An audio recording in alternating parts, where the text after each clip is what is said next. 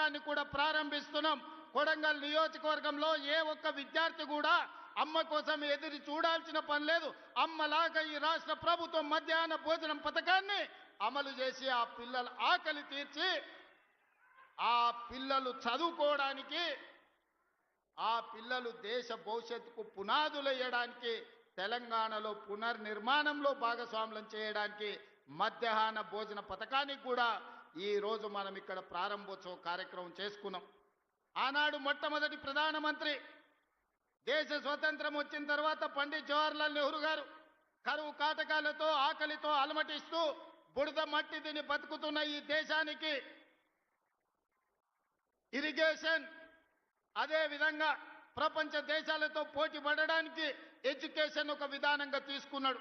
అందుకే ఈరోజు దేశంలో ఉన్న యూనివర్సిటీలన్నీ పండిత్ జవహర్లాల్ నెహ్రూ గారు ప్రారంభించారు.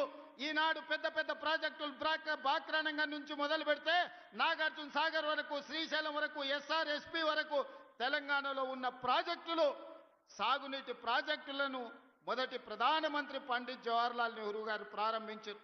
ఆయన విధానం ఈ దేశానికి అందించిన గొప్ప వరం ఎడ్యుకేషన్ అండ్ ఇరిగేషన్. ఈ రెండింటిని మొదటి ప్రాధాన్యత కింద తీసుకున్నాడు. ఆ స్ఫూర్తితో ఈనాడు నా కొడంగల్ నియోజకవర్గానికి అదే స్ఫూర్తిని అందించాలి, ఎడ్యుకేషన్ అండ్ ఇరిగేషన్ ని మొదటి ప్రాధాన్యత కింద తీసుకోవాలని ఈనాడు నా కాన్స్టిట్యున్సీకి మెడికల్ కాలేజ్ తీసుకొచ్చుకున్నాం, వెటర్నరీ కాలేజ్ తీసుకొచ్చుకున్నాం, అగ్రికల్చర్ కాలేజ్ తీసుకొచ్చుకున్నాం, పారామెడికల్ కాలేజ్ తీసుకొచ్చుకున్నాం, నర్సింగ్ కాలేజ్ తీసుకొచ్చుకున్నాం, ఫిజియోథెరపీ కాలేజ్ తీసుకొచ్చుకున్నాం, ఇంజనీరింగ్ కాలేజ్ తీసుకొచ్చుకున్నాం, ఐటీఐ తీసుకొచ్చుకున్నాం, ఏటీసీలను తీసుకొచ్చుకున్నాం, జూనియర్ కాలేజీలను తీసుకొచ్చుకున్నాం, డిగ్రీ కాలేజీలను తీసుకొచ్చుకున్నాం.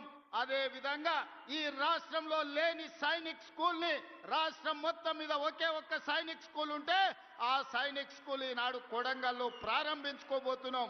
ఇది మా ఎడ్యుకేషన్ పాలసీ. రేపటి తెలంగాణ పునర్నిర్మాణంలో నా కొడంగల్ నియోజకవర్గం మా సోదరులు, మా అక్కలు, మా చెల్లెళ్ళు వాళ్ళ పిల్లలని భాగస్వాములను చేయడానికి ఈనాడు 5,000 కోట్ల రూపాయలతోని మా ఎడ్యుకేషన్ క్యాంపస్ని ఈరోజు మేము నిర్మించుకుంటున్నాం. ఇవన్నీ ఈనాడు ఏమి ఖర్చులకు ఇచ్చినా తెల్లారికి ఖర్చు అయిపోతుంది. తరగని ఆస్తి విద్య ఒక్కటే. ఈరోజు మేము ఐటీఐ చదువుకోవాలంటే ఒక దగ్గర పోవాలి, జూనియర్ కాలేజ్ చదువుకోవాలంటే ఇంకొక దగ్గర పోవాలి, ఇంజనీరింగ్ చదువుకోవాలంటే ఎక్కడికి పోవాలో తెలియదు, మెడికల్ కాలేజ్ అంటే ఎట్లుంటుందో మా ప్రాంతానికి తెలియదు.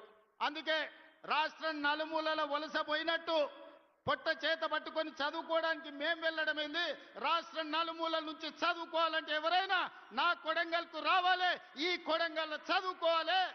ఎవరైనా గొప్ప చదువు చదవాలి అంటే, గొప్ప చదువు వాళ్ళ పిల్లలు చదవాలంటే తల్లిదండ్రులు అయ్యా పిల్లగాన్ని కొడంగల్ పంపించారు, మంచిగా చదువుకుంటాడు, మంచి చదువులు చెప్తారు కొడంగల్ అని రాష్ట్రం నలుమూలల అమ్మలు మాట్లాడుకోవాలని ఇవాళ కొడంగల్ నియోజకవర్గానికి ఒక ఎడ్యుకేషన్ క్యాంపస్నే తీసుకొచ్చినాం. ఇవాళ మీ అందరు మంత్రివర్గంలో 100% సహకరించడం వల్ల ప్రతి గ్రామంలో పాఠశాలలు నడుస్తుంది, ప్రతి మండలంలో చదువుకునే కాలేజీలు వచ్చినాయి. నియోజకవర్గానికి మొత్తానికి ఒక ఎడ్యుకేషనల్ క్యాంపస్. ఉస్మానియా యూనివర్సిటీలో కూడా ఇన్ని ఫ్యాకల్టీస్ లేవు, ఇన్ని కాలేజీలు లేవు అక్కడ ఉండే క్యాంపస్లో. కానీ అదే కొడంగల్లో ఈనాడు వాటన్నిటినీ ఒకే ప్రాంతంలో కేంద్రీకరించి ఈరోజు పనులు ప్రారంభించుకున్నాం.